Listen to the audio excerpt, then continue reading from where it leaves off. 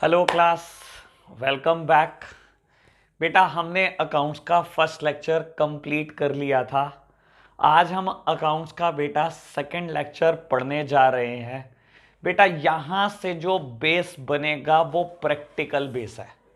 मेरे प्यारे बच्चों, फर्स्ट लेक्चर अगर आपने नहीं भी पढ़ा था शायद एक बारी को काम चल जाए, लेकिन बेटा लेक्चर नंबर 2 नहीं पढ़ोगे तो कोई प्रैक्टिकल चैप्टर समझ नहीं आने वाला। बेटा आज हम अपना लेक्चर नंबर 2 स्टार्ट कर रहे हैं। हम बेसिक टर्म्स पढ़ने जा रहे हैं ऑफ अकाउंट्स, ठीक है ना। मैं बेटा बेसिक टर्मिनोलॉजी पढ़ाने जा रहा हूं।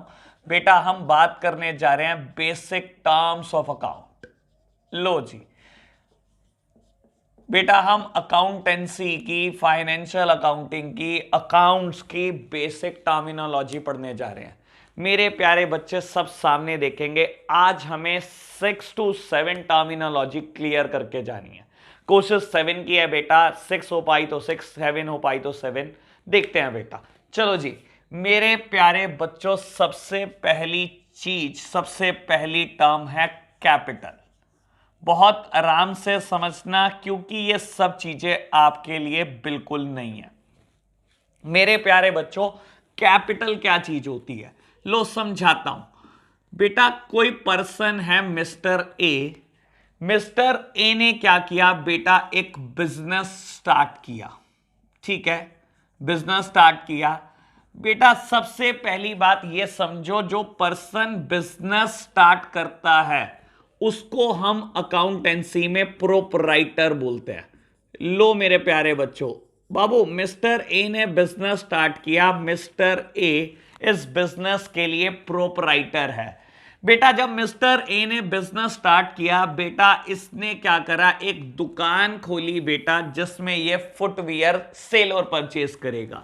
ये बेटा फुटवियर को सेल करना चाहता है। इसने जब बिजनेस स्टार्ट किया बेटा, बिजनेस में 10 लाख रुपीस कॉन्ट्रीब्यूट कर दिए।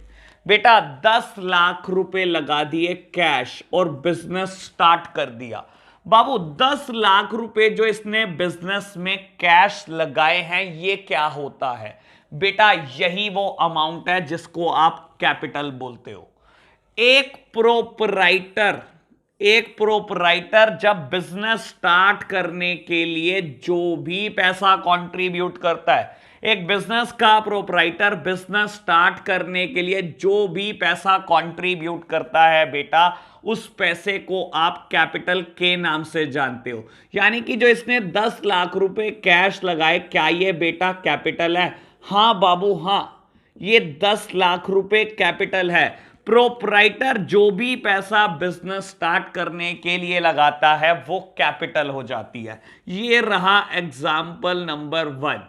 बाबू एक बात और यहां पर समझ लेनी जरूरी है। जरूरी नहीं है बेटा मिस्टर ए कैश ही लगाए। मान लो बाबू मिस्टर ए ने कहा मैं कैश तो लगा ही रहा हूं 10 लाख रुपए, लेकिन मेरे घर पर 2 पेयर ऑफ शूज स्पेयर पड़े हैं जो मुझे किसी ने गिफ्ट किए थे, मुझे पसंद नहीं आ रहे, मैं अपनी दुकान में ही बेच दूंगा। बाबू उसने 10 लाख रुपए तो कैश लाया और बेटा कुछ गुड्स भी लाया। बेटा 2 पेयर ऑफ शूज लाया और मान लो बेटा उनकी कीमत 5,000 रुपए है। उन बेटा 2 पेयर ऑफ शूज की कीमत बेटा 5,000 रुपए है। तो बेटा उसने टोटल कितनी कैपिटल कंट्रीब्यूट करी? कैपिटल बेटा सिर्फ कैश नहीं होती। कैपिटल हर वो चीज हो सकती है बेटा जो उसने बिजनेस स्टार्ट करने के लिए लगाई। बेटा बिजनेस स्टार्ट करने के लिए प्रोपराइटर जो कुछ कंट्रीब्यूट करता है बेटा, वो हर चीज कैपिटल है। तो बेटा इसने 10 लाख रुपए कैश लगाए, 5,000 रुपए के गुड्स लगाए। तो बेटा एग्जाम्पल नंबर 2 में जो कैपिटल है बेटा वो 10,05,000 है।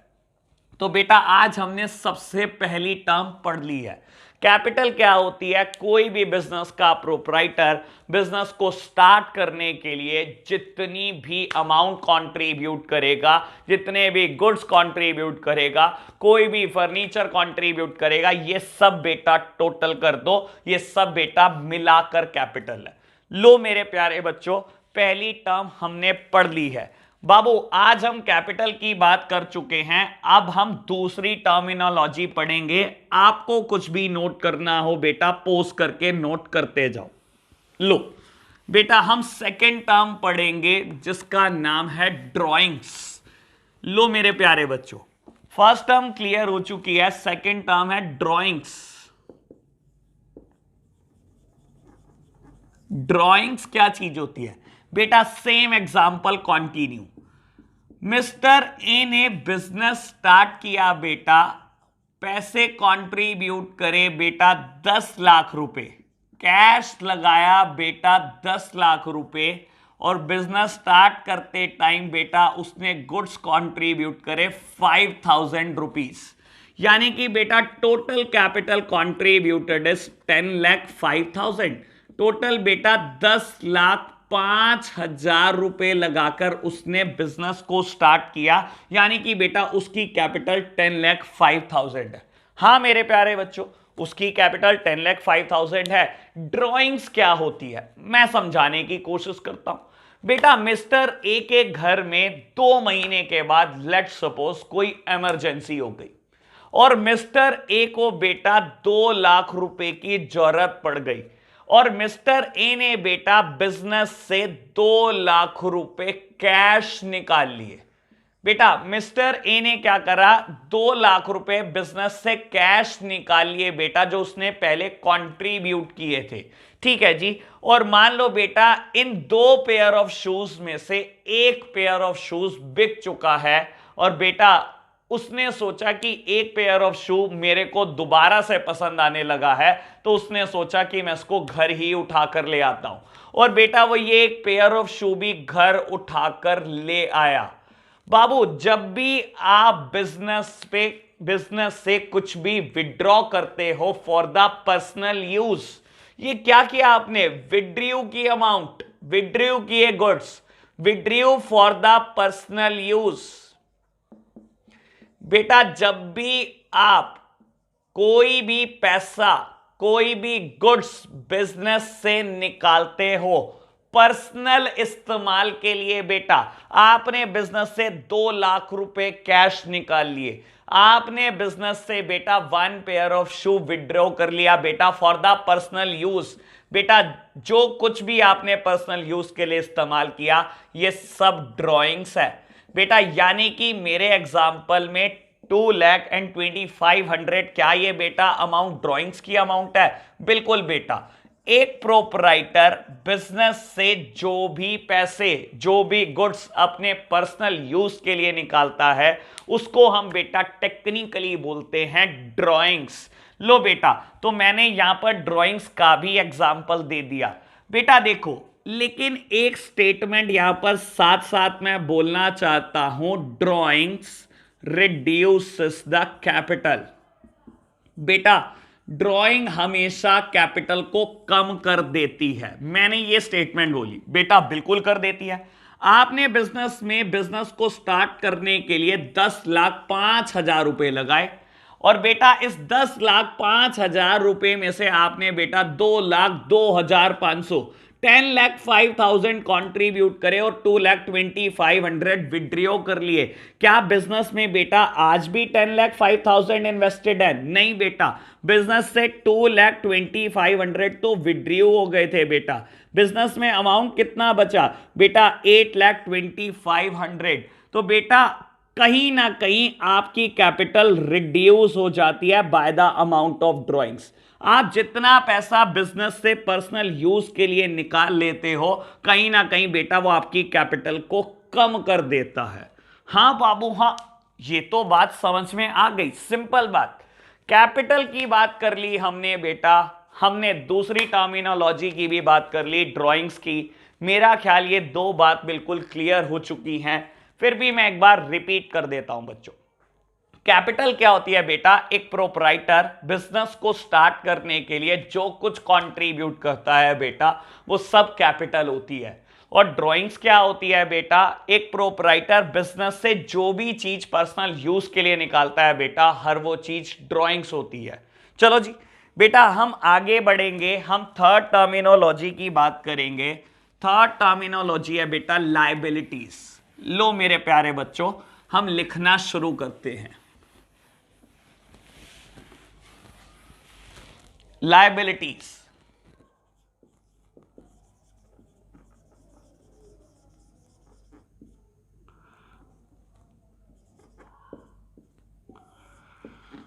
बाबू लायबिलिटीज क्या होती है?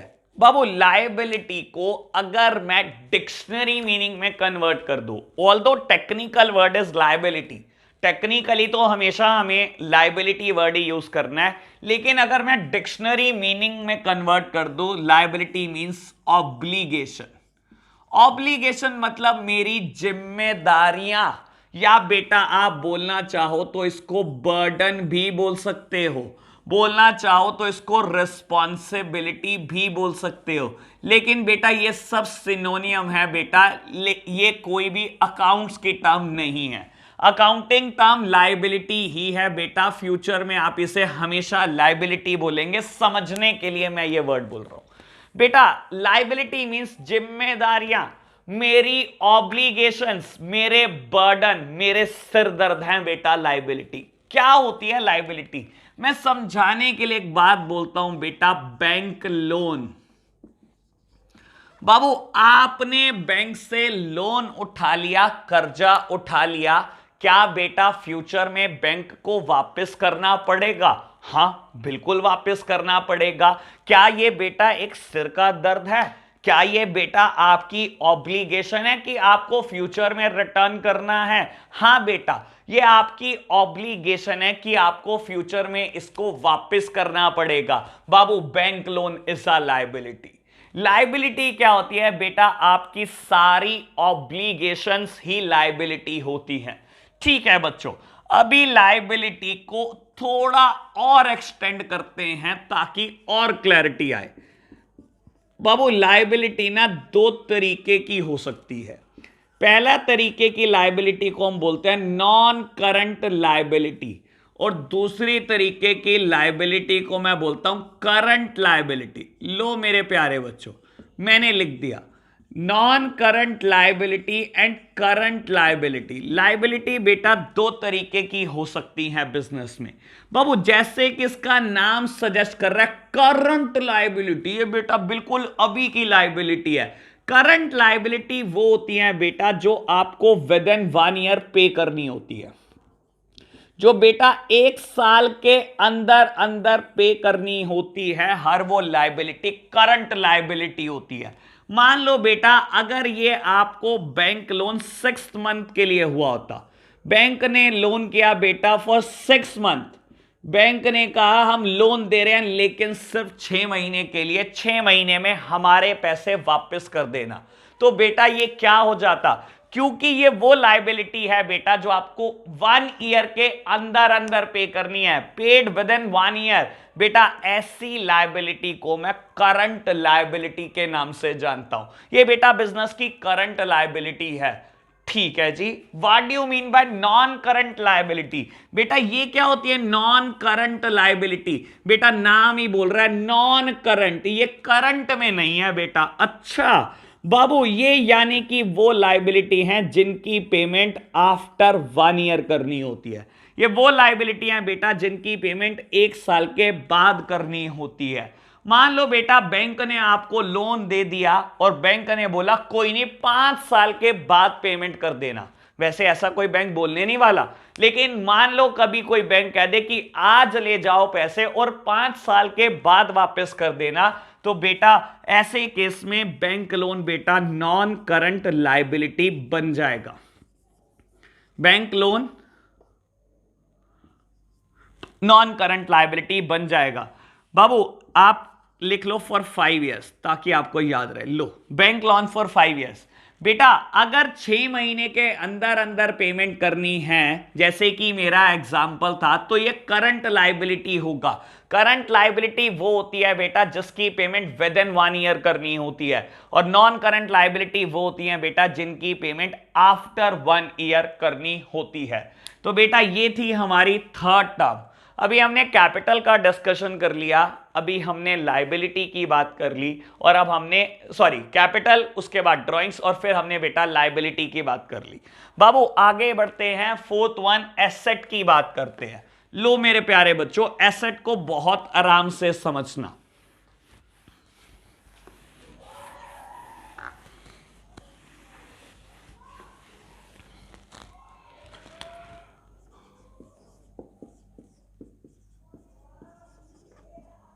लो प्यारे बच्चों, बात करते हैं बेटा। बाबू फोर्थ टर्म जिसका हमें डिस्कशन करना है उसका नाम है एसेट्स। एसेट्स मतलब अगेन बेटा डिक्शनरी मीनिंग देखो तो एसेट मतलब प्रॉपर्टी। बेटा आपने बिजनेस में क्या प्रॉपर्टी लगाई या क्या कमाई, बेटा वो प्रॉपर्टी ही एसेट्स होती हैं। या बेटा कुछ लोग इसको प्यार से इकोनॉमिक रिसोर्सेज बोलते हैं, कुछ लोग बेटा एसेट्स को प्यार से इकोनॉमिक रिसोर्सेज बोलते हैं। बेटा इकोनॉमिक रिसोर्सेज, एसेट्स क्या होती हैं? वो इकोनॉमिक रिसोर्सेज बेटा जो आपको प्रॉफिट कमाने में हेल्प करते हैं, या वो इकोनॉमिक रिसोर्सेज जो बिजनेस को रन करने में हेल्प करते हैं। बेटा ये वो प्रॉपर्टी हैं, एसेट्स क्या होती हैं? वो प्रॉपर्टीज जो बिजनेस चलाने में आपकी मदद करेंगी, या बेटा वो प्रॉपर्टी जो बेटा बिजनेस में प्रॉफिट कमाने में आपकी मदद करेंगी। बेटा हर प्रॉपर्टी को आप एसेट्स बोल सकते हो। बेटा यही टेक्निकल वर्ड है, आपको ये तो मैं सिंप्लिसिटी के लिए बोल रहा हूं, मैं फ्यूचर में इस टर्म का यूज नहीं करूंगा, मैं हर जगह पर एसेट्स ही वर्ड यूज करूंगा। लेकिन बेटा आपके दिमाग में चला जाए इसीलिए समझाने की कोशिश कर रहा हूं। एसेट क्या होती है? प्रॉपर्टी या इकोनॉमिक रिसोर्सेज जो बिजनेस को चलाने में हेल्पफुल हैं, या बेटा बिजनेस में प्रॉफिट कमाने में आपकी और मेरी मदद करते हैं। लो मेरे प्यारे बच्चों, बात क्लियर हुई। बेटा जैसे लायबिलिटी दो तरीके की थी, बिल्कुल वैसे ही एसेट्स भी दो तरीके की हैं मेरे प्यारे बच्चों। पहली एसेट्स है non current assets, non current assets, और बेटा दूसरी एसेट्स हैं करंट एसेट्स। बेटा लायबिलिटी में भी दो तरीके की लायबिलिटी थी, आपको याद होना चाहिए, अभी पढ़कर खत्म किया। वहां मैंने लिखा था नॉन करंट लायबिलिटी जो 1 साल के बाद पे करनी होती थी, करंट लायबिलिटी जो विद इन 1 ईयर पे करनी होती थी। बेटा करंट एसेट्स क्या होती हैं मेरे प्यारे बच्चों, मैं बताता हूं। Which is to be converted into cash, which is to be converted into cash within 1 year.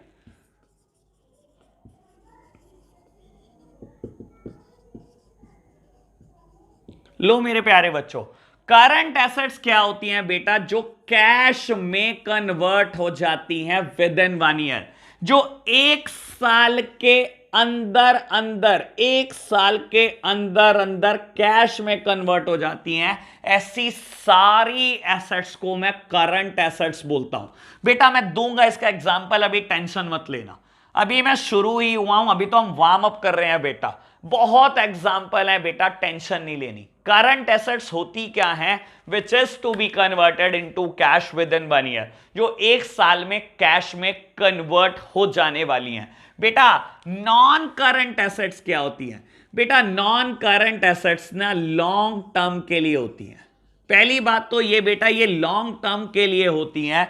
दूसरी बात बेटा, नॉन करंट एसेट्स बिजनेस में इन्वेस्टेड रहती हैं, या तो बेटा 1 साल से ज्यादा के लिए, या बेटा बिजनेस को रिटर्न देती हैं 1 साल के बाद। मेरे प्यारे बच्चों बहुत आराम से ये स्टेटमेंट सुनना, नॉन करंट एसेट्स के दो इस्तेमाल हो सकते हैं, दो इस्तेमाल हो सकते हैं। नॉन करंट एसेट्स या तो बिजनेस में इन्वेस्टेड रहती हैं फॉर मोर देन 1 ईयर, ये तो बेटा या तो इन्वेस्टेड रहती हैं बिजनेस में फॉर मोर देन 1 ईयर, 1 साल से ज्यादा इन्वेस्टेड रहती हैं, या बेटा ये रिटर्न देती हैं, कमाई देती हैं 1 साल के बाद। इसी वजह से इसका नाम है नॉन करंट, ये करंट में कुछ नहीं करती। बेटा करंट एसेट्स वो होती हैं जो 1 साल में कैश में कन्वर्ट हो जाए, लेकिन बेटा ये 1 साल में कुछ नहीं करती, ये लॉन्ग टर्म है बेटा। या तो बिजनेस में इन्वेस्टेड रहते हैं ये 1 साल से ज्यादा के लिए, या बेटा मुझे कमाई देंगे 1 साल के बाद। मैं समझाने की कोशिश करता हूं मेरे प्यारे बच्चों, लो, मैंने अभी दो स्टेटमेंट बोली, इसीलिए मैं बेटा नॉन करंट एसेट्स के दो पार्ट कर रहा हूं। पहले पार्ट का नाम है बेटा फिक्स्ड एसेट्स। बाबू फिक्स्ड एसेट्स क्या होती हैं? बाबू जैसे कि इनका नाम ही है फिक्स्ड एसेट्स, ये कभी भी बेची नहीं जाती। बाबू purpose is not sale, not for sale. बेटा ये बिजनेस में बेचने के लिए आप नहीं खरीदते, ये बिजनेस में इन्वेस्टेड रहती हैं फॉर मोर देन 1 ईयर। मैं समझाता हूं। आपने बिजनेस शुरू करने के लिए बेटा एक लैंड ली, वेरी गुड बेटा, उस लैंड के ऊपर बिल्डिंग बना दी, शॉप बना दी बेटा, वेरी गुड बाबू। उस शॉप के अंदर आपने फर्नीचर और फिटिंग करा दी, फर्नीचर एंड फिटिंग पे पैसा खर्च कर दिया, बहुत अच्छी बात। और बेटा उसके अंदर आपने कुछ प्लांट एंड मशीनरी भी लगा दी, just like computers, just like computers. मेरे प्यारे बच्चों एक बात बताओ, आपने बिजनेस शुरू करा, सबसे पहले एक जगह ली, जगह के ऊपर बिल्डिंग खड़ी कर दी बेटा, शॉप बना दी। क्या शॉप आपने बेचने के लिए खरीदी? नहीं बच्चों, शॉप तो बेटा बिजनेस करने के लिए खरीदी है। क्या इसका पर्पस कभी बेचना है? नहीं बेटा, ये बिजनेस में बेचने के लिए नहीं है। क्या ये फिक्स्ड एसेट्स है? हाँ बेटा, फिक्स्ड एसेट्स की मैंने डेफिनेशन क्या बोली थी? ये बिजनेस में इन्वेस्टेड रहती हैं for more than 1 year. Fixed assets वो एसेट्स हैं बेटा जो बिजनेस में 1 साल से ज्यादा के लिए इन्वेस्ट रहने वाली हैं। बेटा क्या शॉप इन्वेस्ट रहने वाली है? हो सकता है बेटा 20, 30, 40, 50 साल तक इन्वेस्ट रहे। बेटा फर्नीचर एंड फिटिंग, क्या बेचने के लिए कराई दुकान में फर्नीचर फिटिंग? नहीं बेटा बाबू, हो सकता है 20-30 साल तक फर्नीचर फिटिंग को भी ना बेचूं, जब तक खराब ना हो जाए तब तक ना बेचूं। इनका पर्पस बेटा कभी भी सेल नहीं होता। अगर होती हैं तो ये मजबूरी में सेल होती हैं, पर्पस सेल नहीं होता बेटा। ये बेचने के लिए नहीं मैंने खरीदी बेटा, या फिटिंग कराई इसकी मैंने, वेरी गुड बेटा। मैंने कुछ प्लांट एंड मशीनरी खरीदी, कंप्यूटर खरीदा बेटा, दुकान पे जो बिजनेस का कर रहा हूं मैं, उसकी रिकॉर्डिंग के लिए मैंने कंप्यूटर खरीदा। क्या बेचने के लिए कंप्यूटर खरीदा? नहीं बच्चा, ये बेचने के लिए नहीं खरीदा। फिक्स्ड एसेट्स वो एसेट्स होती हैं बेटा जो बिजनेस में इन्वेस्टेड रहती हैं फॉर मोर देन 1 ईयर। इनका पर्पस कभी भी सेल नहीं होता। ठीक है जी बेटा। नॉन करंट एसेट्स में पहली कैटेगरी है फिक्स्ड एसेट्स और दूसरी कैटेगरी है नॉन करंट इन्वेस्टमेंट। लो मेरे प्यारे बच्चों, अभी बहुत आराम से बात क्लियर होने वाली है आपको। नॉन करंट इन्वेस्टमेंट, मेरे प्यारे बच्चे कह रहे हैं ये बताओ क्या होती है? बेटा नॉन करंट इन्वेस्टमेंट क्या होती है? मैंने अभी आपको एक बात बोली थी, नॉन करंट एसेट दो यूज हो सकते हैं इसके, या तो बिजनेस में इन्वेस्टेड रहेंगी फॉर मोर देन 1 ईयर, बेटा ये फिक्स्ड एसेट्स है, या जो रिटर्न देंगी 1 साल के बाद। 1 साल के बाद बेटा आपने किसी कंपनी के शेयर खरीद लिए, शेयर परचेज कर लिया आपने, share purchased for Reliance industries limited. मेरे बिजनेस ने बेटा रिलायंस इंडस्ट्रीज लिमिटेड के शेयर खरीद लिए और आपने सोचा कि आप इसको 2 साल के बाद बेच दोगे। बेटा अगर आप इसको 1 साल के अंदर अंदर बेच दोगे और कैश मिल जाएगा आपको, तो ये करंट एसेट्स है। करंट एसेट क्या होती है बेटा? Which is to be converted into cash within 1 year, जो 1 साल में कैश में कन्वर्ट हो जाती हैं बेटा, हर उस एसेट्स को करंट एसेट्स बोलते हैं। बाबू नॉन करंट इन्वेस्टमेंट क्या होती हैं? बाबू जो रिटर्न देंगी 1 साल के बाद, ये कैश में कन्वर्ट होंगी लेकिन 1 साल के बाद होंगी बच्चों। बाबू आपने रिलायंस के शेयर खरीदे और आपका पर्पस है कि आप इसको 1.5, 2, 3 साल में बेचने वाले हो। कैश मिलेगा लेकिन 1 साल में नहीं मिलेगा, इसको बोलते हैं नॉन करंट इन्वेस्टमेंट। बेटा यहां पर मैं एक बात और क्लियर कर देना चाहता हूं, कोई भी चीज अपने नाम से ना तो करंट एसेट होती ना ही नॉन करंट एसेट होती। हमेशा वो चीज अपने इस्तेमाल से, अपने यूज से बेटा करंट या नॉन करंट बनेगी।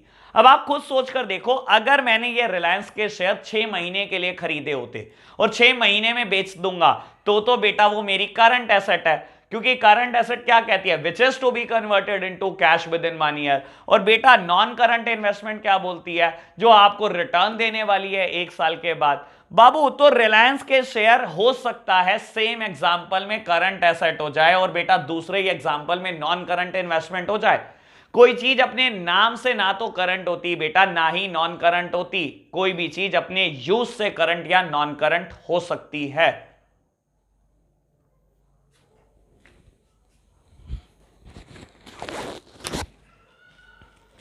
लो बच्चों आगे बढ़ते हैं बेटा। बाबू अभी मेरे को फिक्स्ड एसेट्स में दो कैटेगरी करानी है। चलो मैं सेम डायग्राम में शेयर कर देता हूं बेटा। फिक्स्ड एसेट्स की भी दो कैटेगरी होती हैं। आप बेटा अपने नोट्स में ढंग से बनाना, मेरे पास थोड़ी स्पेस की कमी है। बेटा फिक्स्ड एसेट्स दो तरीके की होती हैं। First one category is tangible assets, और बेटा दूसरी कैटेगरी है इनटेंजिबल एसेट्स। मेरे प्यारे बच्चों समझना बाबू, टेंजिबल एसेट्स नाम है इसका टेंजिबल। बेटा ये वो एसेट्स हैं जिनको टच किया जा सकता है। टेंजिबल एसेट्स ये वो एसेट्स हैं बेटा जिनको टच किया जा सकता है, जिनको बेटा देखा जा सकता है। ऐसी एसेट्स को हम बोलते हैं टेंजिबल एसेट्स। जो एग्जांपल अभी तक मैंने फिक्स्ड एसेट्स में दिए, ये तीनों एग्जांपल टेंजिबल एसेट्स के हैं। बेटा लैंड एंड बिल्डिंग को टच किया जा सकता है, बिल्कुल टच किया जा सकता है, देखा जा सकता है, देखा जा सकता है। बेटा फिटिंग्स को, फर्नीचर फिटिंग्स को टच किया जा सकता है, टच किया जा सकता है, देखा जा सकता है, देखा जा सकता है। प्लांट एंड मशीनरी को, कंप्यूटर को टच किया जा सकता है, टच किया जा सकता है, देखा जा सकता है, देखा जा सकता है। क्या ये सब टेंजिबल एसेट्स हैं? बेटा बिल्कुल टेंजिबल एसेट्स हैं। What about intangible assets? बेटा इनटेंजिबल भी कोई एसेट्स होती है? हाँ बाबू हाँ, कुछ एसेट्स ऐसी होती हैं बेटा जो दिखाई नहीं देती आपको, जिसको आप टच नहीं कर सकते, लेकिन बिजनेस में बेटा पैसा कमा के देती हैं, प्रॉफिट कमा के देती हैं। ऐसी भी कोई एसेट्स होती हैं? हाँ बेटा हाँ। दो एसेट्स की मेनली बात कर लो। एक बात करते हैं हम गुडविल की और दूसरी पेटेंट्स। बेटा ये आपके लिए बिल्कुल नए वर्ड हैं, टेंशन मत लेना, अभी मैं समझाने की कोशिश करता हूं। बेटा What do you mean by the term goodwill? Goodwill क्या होती है? बेटा goodwill means someone's reputation। बेटा goodwill मतलब किसी इंसान की reputation को बोलते हैं बेटा goodwill। जैसे कि आप बोल सकते हो बेटा आपकी सिटी में 5 स्टार जनता या स्टैंडर्ड्स। क्या बेटा किसी इंसान की गुडविल उसको पैसा कमाने में, उसको प्रॉफिट कमाने में हेल्प करती है? हाँ बेटा, ये एक इकोनॉमिक रिसोर्सेज हैं जो प्रॉफिट कमाने में हेल्प करते हैं। बेटा आज की तारीख में आपको अच्छी जगह से स्वीट खरीदनी है बेटा, आप 1 मिनट नहीं लगाते, सीधा 5 स्टार जनता की दुकान पर पहुंच जाते हो या स्टैंडर्ड की दुकान पर पहुंच जाते हो। क्या उनकी गुडविल उनको प्रॉफिट कमाने में हेल्पफुल है? हाँ। क्या बेटा रेप्यूटेशन को देखा जा सकता है? नहीं बेटा, रेप्यूटेशन को कभी किसी ने नहीं देखा। क्या रेप्यूटेशन को टच किया जा सकता है? नहीं बेटा, रेप्यूटेशन को टच नहीं किया जा सकता। तो बेटा ये इनटेंजिबल एसेट हैं जो बेटा प्रॉफिट अर्न करने में हेल्प करती हैं। ये वही इकोनॉमिक रिसोर्सेज हैं। क्या ये प्रॉपर्टी की डेफिनेशन को, इकोनॉमिक रिसोर्सेज वाली बात को सेटिस्फाई करता है? करता है। बेटा एसेट्स क्या होती हैं? वो इकोनॉमिक रिसोर्सेज जो बिजनेस रन करने के लिए हेल्पफुल है या बेटा प्रॉफिट कमाने के लिए हेल्पफुल है? बिल्कुल बेटा। क्या गुडविल प्रॉफिट कमाने के लिए हेल्पफुल है? बहुत हेल्पफुल है। मैं एक बात बोलता हूं बेटा, आज आप जाओ 5 स्टार जनता से उसके शॉप की कीमत पूछो। लेट सपोज अगर वो आपको ये भी बोल देना कि मेरी शॉप की कीमत 5 करोड़ है लेकिन मैं आपसे 7 करोड़ रुपए लूंगा, तो बेटा वो आपसे 2 करोड़ रुपए गुडविल के मांग रहा है। बाबू आप खुद ये बात समझकर चलो कि किसी भी कस्टमर को इस बात से मतलब नहीं है कि बेटा मेरे पैसे कौन काट रहा है। सबको इस बात से मतलब है कि दुकान पे सामान 5 स्टार की दुकान से मैं सामान ले रहा हूं। बाबू आप भी जाकर बैठ जाओगे ना और पैसे काटने शुरू कर दोगे गल्ले पे बैठ के, तो बेटा उन्हें कोई फर्क नहीं पड़ता। बस उनको यह बात दिखनी चाहिए कि वो 5 स्टार जनता की दुकान से सामान खरीद रहे हैं। तो बेटा गुडविल किसी भी बिजनेस के लिए हेल्पफुल है इन प्रॉफिट अर्निंग। तो बेटा ये इंटेंजिबल एसेट की एक कैटेगरी है। बेटा दूसरी कैटेगरी पेटेंट्स होती है। लो मैं समझाने की कोशिश करता हूं पेटेंट्स। बेटा इस पे 10 मिनट लग सकते हैं तो घबराना मत। बाबू पेटेंट क्या चीज होती है? मेरे प्यारे बच्चों मैं समझाता हूं पेटेंट क्या चीज होती है। बाबू जब भी आप किसी फॉर्मूला को रजिस्टर कराते हो ना, तो उसके लिए जो आप अमाउंट पे करते हो या आपको जो लाइसेंस मिलता है उसको पेटेंट बोलते हैं। मैं बताता हूं बाबू, मान लो कोई कंपनी है बेटा फार्मा सेक्टर में। फार्मा सेक्टर मतलब जो हमारा मेडिसिन वाला सेक्टर है। मान लो एक कंपनी है बेटा मैनकाइंड। मान लो फ्यूचर में मैनकाइंड ने कैंसर को क्योर कराने के लिए कोई ड्रग इन्वेंट कर दी। बेटा इसने क्या करा, कैंसर को क्योर करने के लिए कोई ड्रग को इन्वेंट कर दिया, और बेटा पिछले 15 साल से ये रिसर्च पर पैसा खर्चे जा रहा है। और बेटा मान लो पिछले 15 साल में इसने 2000 करोड़ रुपए खर्च कर दिया रिसर्च के ऊपर, 2000 करोड़ रुपीस एक्सपेंड कर दिए, और आज 15 इयर्स के बाद बेटा ये सक्सेसफुल हुआ और आज इसने कैंसर को क्योर करने की कोई ड्रग बना दी। बेटा जब इसने ड्रग बना दी और इतना पैसा इसने खर्चा हुआ है, तो बेटा ये क्या करता है, गवर्नमेंट ऑफ इंडिया के पास जाता है। गवर्नमेंट ऑफ इंडिया के पास जाता है और बोलता है मेरे इस फॉर्मूला को रजिस्टर कर दो, मेरे इस फॉर्मूला से कोई और इंसान मेडिसिन ना बनाने पाए इंडिया में, क्योंकि मैंने इतना पैसा इतना टाइम खर्च किया है, अब मैं इस अमाउंट को इस टाइम को रिकवर करने की कोशिश करूंगा, मेरे इस फॉर्मूला को रजिस्टर कर दो, कोई भी इंसान इस फॉर्मूला को यूज करके ये मेडिसिन ना बनाने पाए। बाबू गवर्नमेंट ऑफ इंडिया ने बेटा रजिस्टर्ड कर दिया और इसको लाइसेंस इशू कर दिया कि ये फॉर्मूला इस्तेमाल करके कोई भी कंपनी मेडिसिन नहीं बनाएगी। ये अगर बेटा किसी कंपनी ने बनाई तो हम आपको पेनाल्टी दिलवा देंगे। ठीक है जी बेटा, जैसे ये लाइसेंस अप्रूव हुआ ये इसकी एसेट बन गई, इसका नाम है पेटेंट, और गवर्नमेंट ने बेटा इससे कम से कम 1 CR फी चार्ज की होगी इस पेटेंट की। बेटा कम से कम 1 करोड़ रुपए चार्ज किए होंगे इससे। क्या बेटा इसकी एसेट है ये पेटेंट 1 करोड़ रुपीस? बेटा बिल्कुल, ये 1 करोड़ रुपए जो इसने पे किए हैं बेटा पेटेंट के लिए, ये इसकी एसेट्स है। क्यों बेटा? क्योंकि ये प्रॉफिट अर्न करने में हेल्प करेंगे। बेटा इस फॉर्मूला की वजह से, ये जो फॉर्मूला रजिस्टर्ड है इसकी वजह से कोई और कंपनी मेडिसिन नहीं बना पाएगी। मैनकाइंड कंपनी मेडिसिन बनाती रहेगी, बेचती रहेगी, और बेटा वन फाइन डे ये 2000 करोड़ भी रिकवर हो जाएंगे और ये कंपनी प्रॉफिट में आ जाएगी। बेटा ये हो किसकी वजह से पा रहा है? पेटेंट की वजह से हो पा रहा है। पेटेंट बेटा एक इंटेंजिबल एसेट है। क्या किसी ने अपनी आंखों से देखा? नहीं बेटा। क्या पेटेंट को कोई देख सकता है? नहीं बेटा। क्या कोई टच कर सकता है? नहीं बेटा, इसको टच नहीं किया जा सकता। ये एक इंटेंजिबल एसेट है। तो बेटा ये था हमारी एसेट्स का क्लासिफिकेशन। सबसे पहले हमने एसेट्स को 2 कैटेगरी में डिवाइड करा, non current and current. Current assets वो होती हैं बेटा जो विद इन 1 ईयर कैश में कन्वर्ट हो जाने वाली हैं, और नॉन करंट एसेट के 2 इस्तेमाल हो सकते हैं। या बिजनेस में इन्वेस्टेड रहेंगी for more than 1 year, that means fixed assets, इनका पर्पस बेचना नहीं होता, ये कभी बेची नहीं जाती। या बेटा बिजनेस को रिटर्न देंगी 1 साल के बाद, that means non current investment, ये 1 साल के बाद बिजनेस को कमाई देना शुरू करेंगी। आपने कोई शेयर खरीदे बेटा जो बिजनेस में इन्वेस्टेड है for 2 year, it is a non current investment. और बेटा अगर आपने 6 महीने में बेचने के लिए खरीदे, it is a current asset, क्योंकि ये कैश में कन्वर्ट हो जाएंगे 6 महीनों में। बेटा फिक्स्ड एसेट्स की फर्दर 2 कैटेगरी होती हैं, टेंजिबल एसेट्स और दूसरी इंटेंजिबल एसेट्स। टेंजिबल एसेट्स वो होती हैं बेटा जो टच की जा सकती हैं, जिनको देखा जा सकता है, और इनटेंजिबल एसेट्स वो होती हैं बेटा जिसको कभी किसी ने देखा नहीं, कभी किसी ने टच नहीं किया।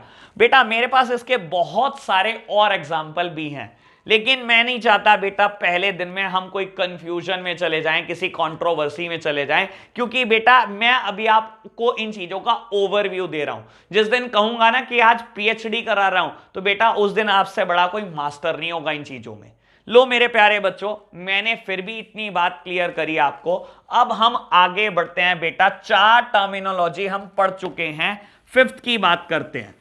लो करते हैं बेटा बात स्टार्ट।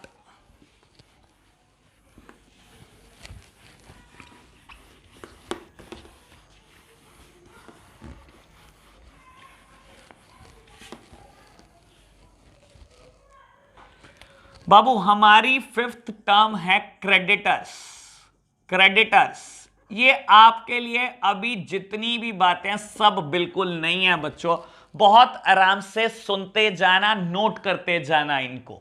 लो बेटा बात कर रहे हैं क्रेडिटर्स की। क्रेडिटर्स क्या होते हैं मेरे प्यारे बच्चों? मैं बताता हूं आपको क्या होते हैं। मान लो बेटा आपने एक बिजनेस स्टार्ट कर दिया और आज आपने क्या किया, मिस्टर एम को कहा कि मुझे गुड्स भेज दो। बेटा आपने क्या करा, मिस्टर एम से गुड्स परचेज किए, goods purchased from mister M.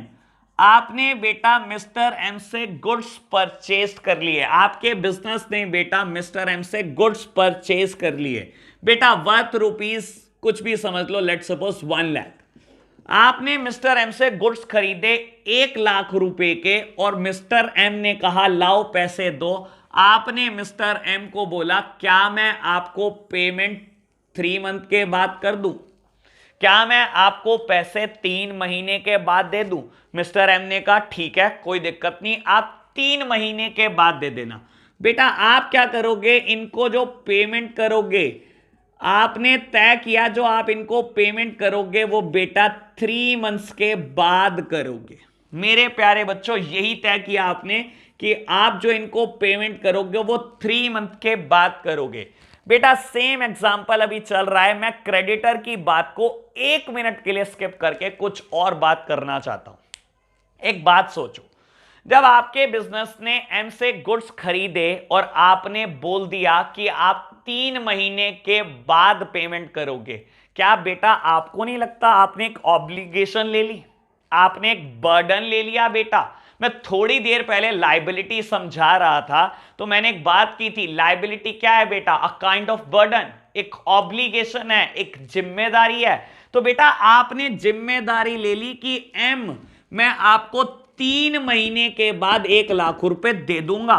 तो कहीं ना कहीं बेटा ये जो मैं बात कर रहा हूं ये मैं लायबिलिटी की भी बात कर रहा हूं। हां बाबू हां, मैं बिल्कुल लायबिलिटी की बात कर रहा हूं। और बेटा क्योंकि ये लायबिलिटी 1 साल के अंदर अंदर पे होनी है, 3 महीने के बाद पे हो जानी है, बेटा ये लायबिलिटी करंट लायबिलिटी भी है। हां बेटा हां, ये तो करंट लायबिलिटी क्लियर कट दिखाई दे रही है। बच्चे कह रहे हैं भैया क्रेडिटर बता दो क्या होता है। मैं बताता हूं बेटा क्रेडिटर क्या होता है, समझो। बेटा हर वो सप्लायर जिससे आप उधार पर गुड्स खरीदते हो। मेरे बिजनेस ने बेटा मिस्टर एम से उधार पर परचेजेस करी। बेटा जो उधार की परचेजेस होती हैं उन्हें हम क्रेडिट परचेजेस बोलते हैं। बेटा हमने क्या कर रहा, मिस्टर एम अपने एक सप्लायर से उधार पर गुड्स परचेज करा, क्रेडिट परचेजेस करी। बेटा हर वो सप्लायर जिससे आप उधार की परचेजेस करते हो, हर उस सप्लायर को क्रेडिटर बोलते हैं। अच्छा, यानी कि जिससे भी हम गुड्स उधार पर खरीदने वाले हैं, हर उस पर्सन को, हर उस सप्लायर को हम प्यार से क्रेडिटर बोलेंगे। हां बेटा हमारी टेक्निकल भाषा में इसको क्रेडिटर बोला जाता है। हर वो सप्लायर से बेटा जिससे आप क्रेडिट परचेजेस करते हो इसको क्रेडिटर बोलते हैं। और क्रेडिटर क्योंकि बेटा आपको 3 से 4 महीने का ही उधार देते हैं। कोई भी क्रेडिटर ये नहीं कहता बेटा कि 2 साल बाद दे देना, 1.5 साल बाद दे देना। जनरल केस में बेटा हमारी इंडस्ट्री में 3 महीने का उधार चलता है। तो बेटा जनरली क्रेडिटर करंट लायबिलिटी ही होते हैं। बाबू कोई भी क्रेडिटर हो जनरल टर्म्स में वो करंट लायबिलिटी ही होते हैं, क्योंकि बेटा इनको 1 साल के अंदर अंदर तो पेमेंट करनी ही पड़ती है। तो बेटा यहां से हमने एक नया वर्ड सीखा क्रेडिटर, एक नया वर्ड सीखा क्रेडिट परचेजेस। जितनी भी परचेजेस हम उधार पे करते हैं उन्हें हम क्रेडिट परचेजेस बोलेंगे। जिस भी सप्लायर से बेटा हम उधार की परचेजेस करते हैं उसको क्रेडिटर बोलेंगे। और हमने ये भी सीख लिया कि क्रेडिटर जनरल केस में बेटा करंट लायबिलिटी होती है, क्योंकि इसकी पेमेंट विद इन 1 ईयर तो आपको करनी ही पड़ती है। तो बेटा ये थी हमारी 5th टर्मिनोलॉजी क्रेडिटर। बेटा आज के लिए लास्ट टर्म हम पढ़ने जा रहे हैं डेटर्स। आज के लिए लास्ट टर्म हम पढ़ने जा रहे हैं डेटर्स। लो मेरे प्यारे बच्चों समझना डेटर्स क्या होते हैं।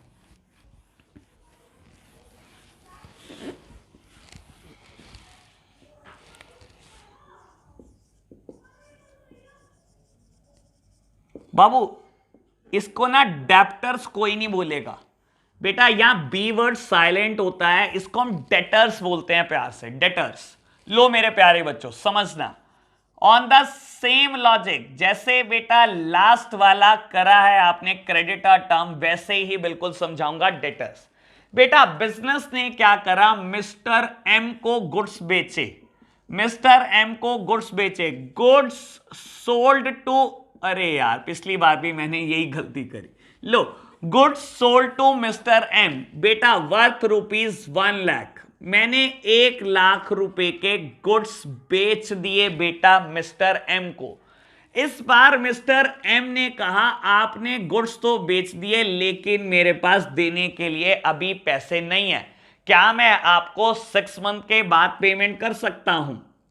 बेटा मिस्टर एम ने प्रॉमिस की कि वो 6 मंथ के बाद पेमेंट कर देगा, पेमेंट आफ्टर 6 मंथ। बेटा मिस्टर एम ने कहा कि मैं आपको 6 मंथ के बाद पे कर दूंगा ये 1,00,000 रुपीस, ठीक है जी। बेटा ऐसे केस में पहले तो ये बात समझो, क्या 6 महीने के बाद मेरे पास कैश आने वाला है? हां बाबू हां, कैश आने वाला है। करंट एसेट्स होती क्या थी बेटा, याद करो बेटा, वो assets which is to be converted into cash within 1 year, जो 1 साल में कैश में कन्वर्ट हो जाएंगी, हर उस एसेट्स को करंट एसेट्स बोलेंगे। क्या बेटा ये अमाउंट भी बेटा 1 साल में कैश में कन्वर्ट हो जाएगी? हां बाबू, ये तो 6 महीने के अंदर अंदर कैश में कन्वर्ट हो जाएंगे 1,00,000 रुपए। सबसे पहली बात तो ये बेटा, इसको मैं करंट एसेट बोलता हूं, ये मेरी करंट एसेट्स हैं। दूसरी बात बेटा, डेटर क्या होते हैं समझने की कोशिश करना मेरे प्यारे बच्चों। हर वो कस्टमर जिसको आप उधार पर गुड्स बेचते हो, बेटा आपने इसको गुड्स बेचे 1,00,000 रुपए के, इसने 6 महीने का उधार कर लिया। हर वो कस्टमर जिसको आप उधार पर गुड्स बेचते हो, बेटा उधार पर गुड्स बेचने को हम प्यार से बोलते हैं क्रेडिट सेल्स। बेटा हर वो कस्टमर जिसको आप उधार पर गुड्स बेचते हो, हर उस कस्टमर को हम बोलते हैं डेटर। बेटा ये मेरे बिजनेस के डेटर हैं, और डेटर जनरल केस में करंट एसेट्स होते हैं बच्चों, क्योंकि ये 1 साल के अंदर अंदर तो कैश में कन्वर्ट हो ही जाते हैं बेटा। मेरे इस एग्जांपल में 6 महीने के अंदर अंदर ये कैश में कन्वर्ट हो जाएगा, तो डेटर एक करंट एसेट्स है। मैं रिपीट कर रहा हूं बेटा दोबारा से यहां पर थोड़ी सी बात, बिजनेस ने गुड्स बेचा उधार पर मिस्टर एम को 1,00,000 रुपए का।